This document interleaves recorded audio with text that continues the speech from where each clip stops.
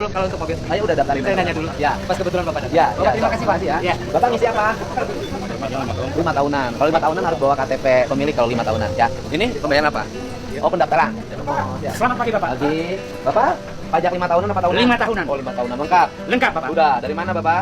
Dari Arsemani. Sekarang PLT-nya siapa? Ban. Bisa nggak dijamin berjalan surat edaran gubernur? Bisa. Ya, tak boleh lagi ada kejadian-kejadian lagi. Karena kan sederhana, Pak. Kalau orang bayar pajaknya lancar, dia akan bayar pajak terus. Kenapa sih orang bayar pajak sampai tidak lancar? Karena dia merasa terhambat. Karena merasa terhambat, itu kan pada akhirnya males. Ya kan? Logikanya kan sederhana. Kalau saya ingin konsisten aja, begini.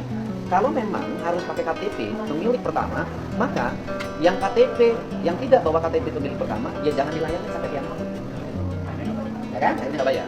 Tapi jangan sampai ada kejadian, satu sisi dibikin aturan bahwa harus pakai KTP pemilik pertama, tapi pada prakteknya masih bisa juga dilayani yang tidak punya KTP pemilik pertama.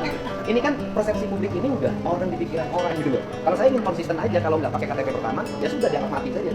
Yang tidak punya KTP pemilik pertama harus konsisten, gitu loh. Jangan satu sisi kita bikin aturan begini, tapi sisi lain yang ini bisa lolos, nggak boleh.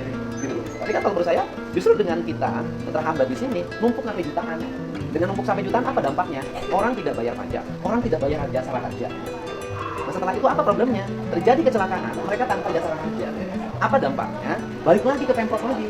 Pemprov tuh berapa puluh miliar sih mau bantuin orang kecelakaan tanpa jaminan dan jasa harja. Jadi ini adalah untuk kelancaran. Agar apa? Agar saya ingin meraih yang 5 juta ini bayar. Kalau yang 5 juta bayar kan nanti pendapatan pemerintah menjadi meningkat. Kemudian kalau pendapatan pemerintah meningkat, belanjanya benar, kan belanja infrastruktur menjadi baik. Kemudian nanti ada uang lebih, diasuransikan seluruh rakyat. Kan uangnya jadi sekarang berapa yang masih munggah?